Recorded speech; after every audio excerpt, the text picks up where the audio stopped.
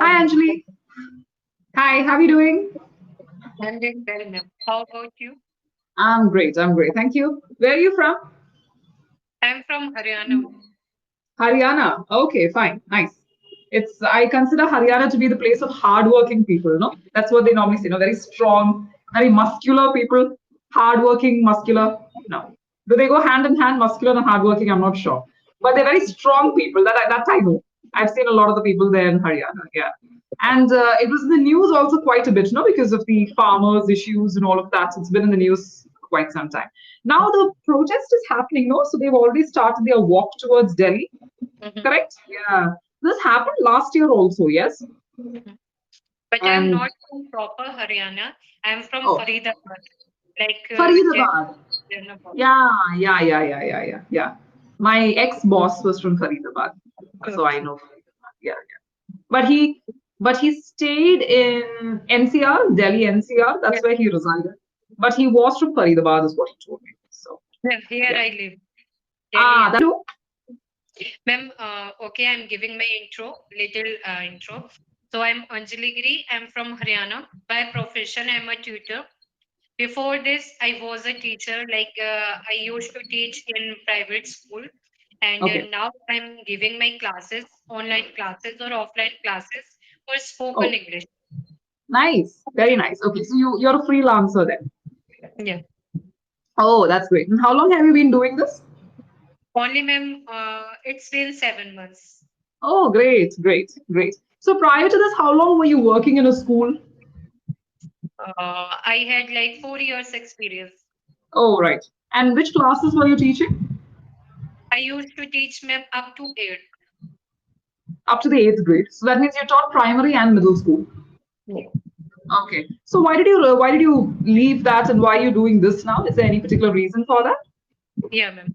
Actually, my son is too small. He's 5 years old. So Oh. here I'm looking for my son. But one, So what are your educational qualifications, if I may ask, Anjali? yeah, I have done B.Ed and I have cleared TET exams related to teaching eligibility test. Got C-TET, it. Okay. So you have a bachelor's of arts degree in what specialization? commerce. Commerce. So is it BA in commerce or you have a BCom degree, a bachelor's of commerce? Right, Bachelor's of commerce. Am I correct? And right. then you took out this TEC examination in order to clear the English examination. So, but But TEC is a universal examination all over India, is it that you have to compulsorily take in order to become a teacher, in order to qualify as a teacher? Oh, right. Okay, fine. In addition, I would recommend Anjali, since you are doing English lessons, I mean, since you are teaching English, what would give you more weightage is if you took up this program called, I'll type it for you in the chat box, okay? Teaching English as a foreign language. Mhm. It's a really good, I mean, this is now, it's become a mandate TEFL. The short form of this program is TEFL. So you have something called the 120 hours TEFL, which is the basic program. If you are looking to teach in schools, I think 120 hours would suffice.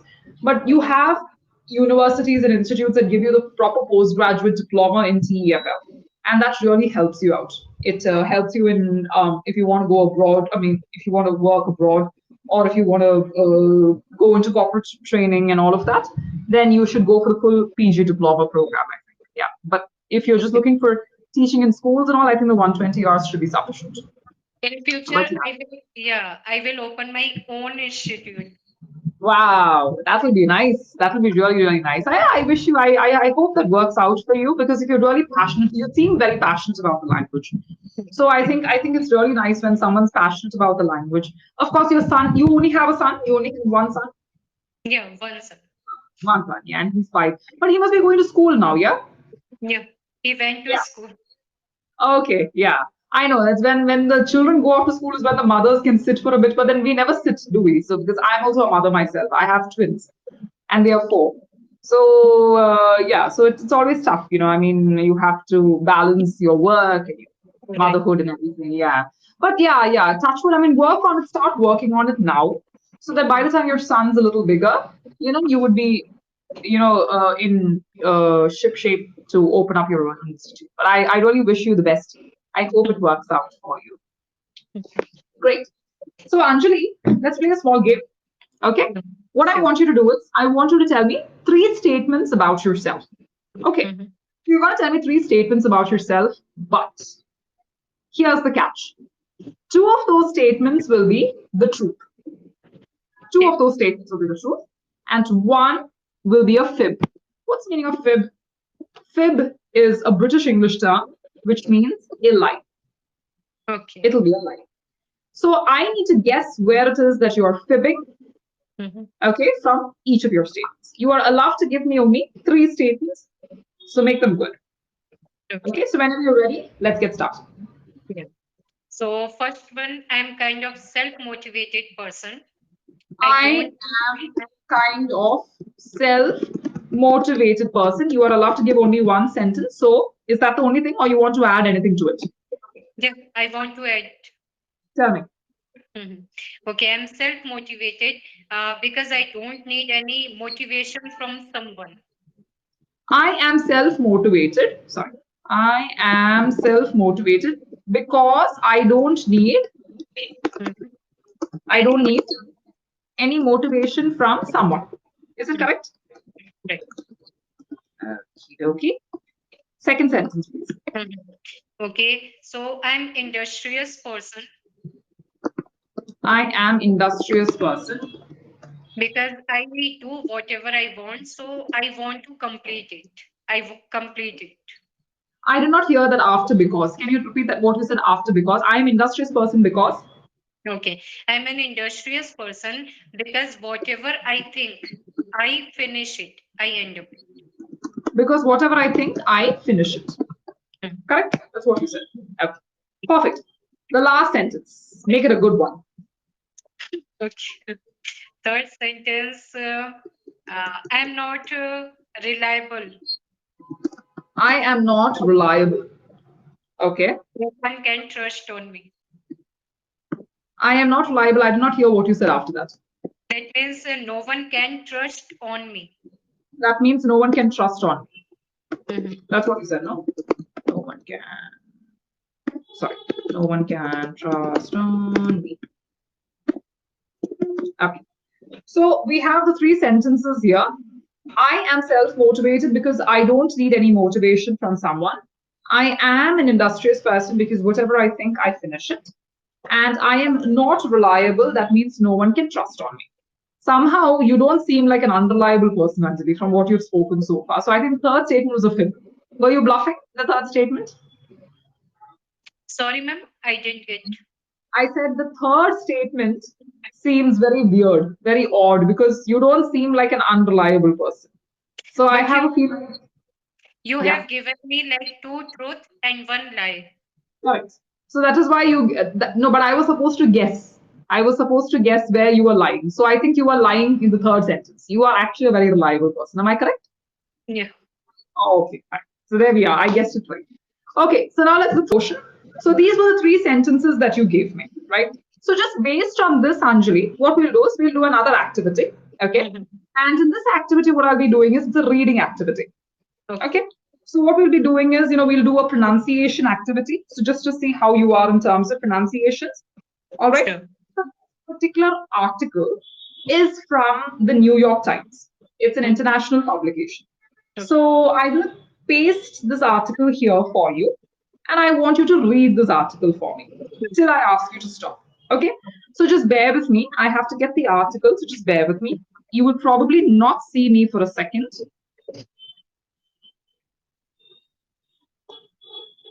Mm, Yes, I can. there we are. So I have given you the full article there. Now, this article is from a newspaper called The Guardian. Okay. Now, what I am looking for is for you to just, if you want, maybe take a minute. What Mhm. I'll do is I'll time you on my phone. I'll give you a minute. Read the article in your mind because you're seeing this article for the first time. So some of the words may probably be a little alien to you, for want of a better word. So just read through the article, okay, in your mind. And then once we finish, I'll give you, and you can start reading the article for me loudly. Sure. Okay? So your time starts now.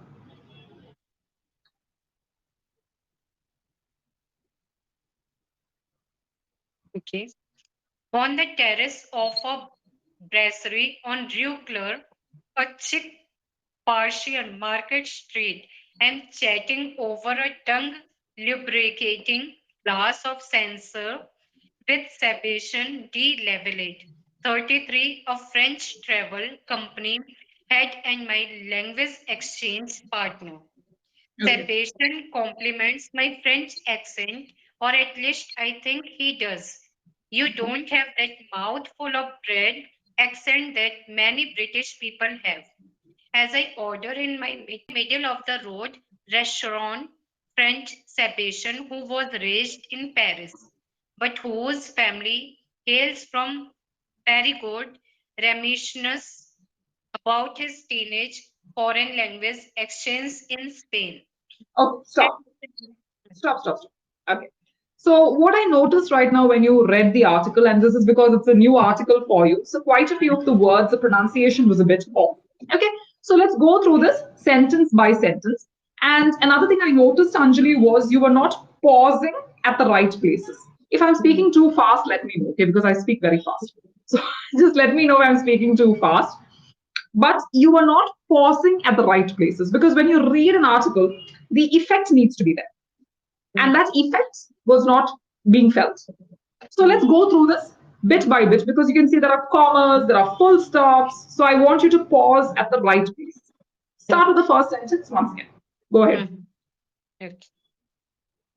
Okay. So on the terrace of a brasserie on Rue Claire, a chic Parisian market street, and Stop. chatting. Stop. So you have stopped at the street and there's a comma, but I still ask you to stop because I want to break the sentence down. Okay. On the this is self-explanatory. I think you already know what a terrace is, so I don't need to explain what a terrace is. Okay. On the terrace of a brasserie, Brasserie, you pronounced this word correctly. What is the meaning of a brasserie? Browser. No, ma'am. Oh, okay. So brasserie means a French restaurant, but it's a middle class French restaurant. Okay, so it's a middle class French restaurant. Now, usually what happens is with brasserie, the French food or French restaurants in general are very expensive. French cuisine is considered to be the most expensive cuisine in the world. But brasseries are where middle class people can have an affordable or an economical meal. So I could make a sentence like Anjali has recently opened a brasserie in Faridabad. Now, when I say this, do you notice something? I am not saying that Anjali has recently opened a brasserie in Faridabad. I haven't said this. Because a brasserie is understood to be a French restaurant. Just like another word that I'm going to introduce for you, cantina. A cantina is a Spanish restaurant. Okay. You got it? So just like a brasserie is a French restaurant, a cantina is a simple Spanish restaurant. So I would say that Anjali recently visited a cantina that was newly launched by Neetu in Faridabad. Got it? So this is the way you can actually talk about it. So let's go back to your article. So on the terrace. So terrace means on the top, the rooftop. So terrace is basically like the rooftop or the upper portion of a simple French restaurant on Rue Claire. Ruecler. Now, for your information, Rue is a French word which means road. Rue. Rue is pronounced as Rue. Nice. No, so you're learning some French along with English. Nice, right? Okay. And Cler, very simple, Claire is the name of the road. So it's just road Claire. In simple words, Rue means road or street. That's the meaning of this. Okay. So on the terrace of a brasserie on Rue Claire, that means this French restaurant is located on a street called Claire. Now, here is where you made your spelling mistake. Sorry, your pronunciation mistake. How do you pronounce this word? Rue Claire. The last word that I typed. Okay. Chick. No. This is pronounced as chic. And I am giving you the pronunciation spelling there, chic. So C in French, this is a French word, by the way. Chic. Now C in French is pronounced as SH. Just for your information. There are certain French words that are used in the English language. Got it? And one of those words is chic. Chic means fashionable or stylish. It means fashionable or stylish. Got it? So you can say that, oh, Anjali is looking very chic today. I'm just giving you an example in the form of a sentence. Anjali is looking very chic today. Or Anjali has a chic sweater on today. Look at the sentence structure in both of these sentences. In the first sentence, we are saying that Anjali is looking very chic today. Chic is what grammatical component? What do you think it is? Is it an adjective? Is it a noun? Is it a verb? Is it a pronoun? What do you think it is? Any guesses? It is just describing you, the noun, the subject, that is Anjali. Okay. So Anjali is looking very stylish today. Chic is always going to be an adjective. Got it? Okay. Likewise, Anjali has a chic sweater on today. What is the meaning of this sentence? Anjali is wearing a chic sweater today. Okay. So translated, instead of using the word wear, I am replacing wear with a preposition on. Okay. So Anjali has a chic sweater on today, which means she is wearing a chic sweater. Okay. Before a word, there is no need, before the duration of time, there is no need for an unnecessary preposition. Here you're having the noun, the sweater. So the sweater is taking care of the role of the preposition. There is no need for an extra preposition. Okay. You get what I'm saying? So Anjali, the purpose of Anjali has a chic sweater on, it is not, on is not serving the role of a preposition, it is serving the role of a verb. Okay. It is replacing the verb wear.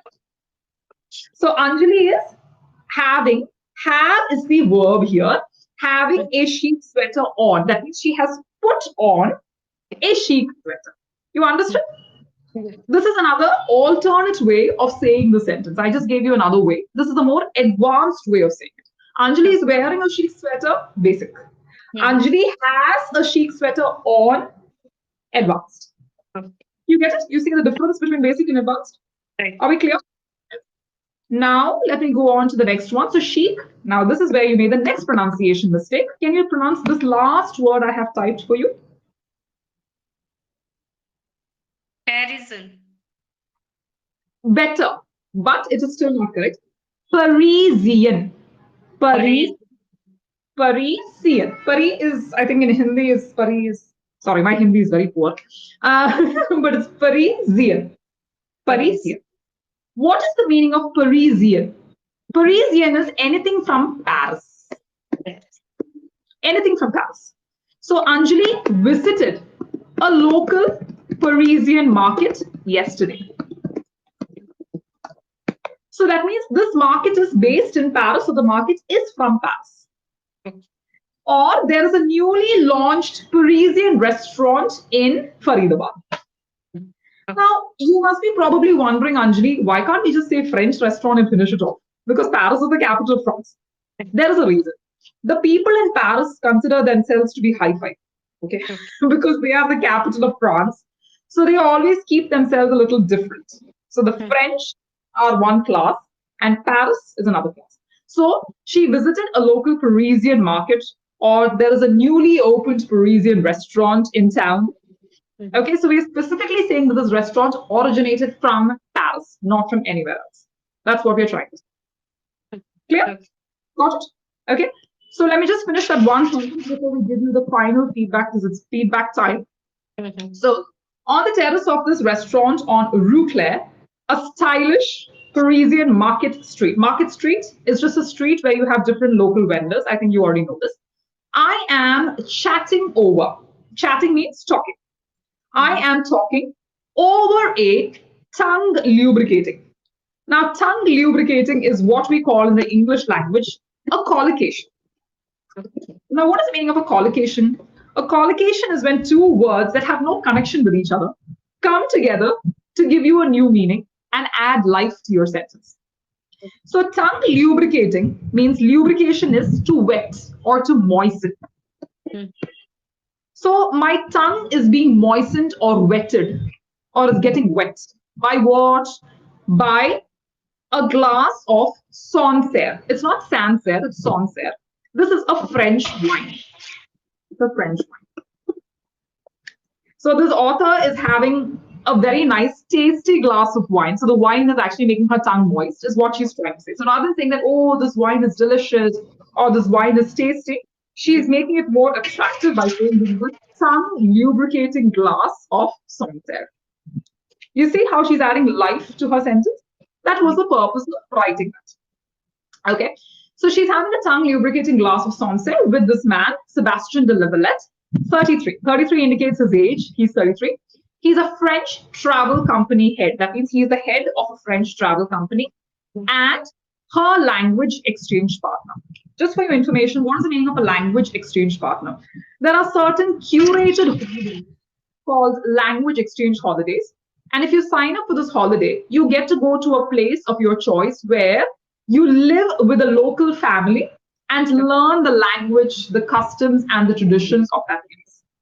So the author of this article is a British lady who wants to learn French. So she has gone and she's staying with Sebastian de Lavallette's family in order to understand the customs and traditions of France and in the process learn the French language. Are we clear? So this is what was there. Now, for the most part, I did notice there were a few pronunciation errors. If we have upcoming classes, we can continue the sentence, this article. But the purpose of me giving this to you was for me to understand your pronunciation a little more and also to introduce some French. I think it's always nice to learn an additional language.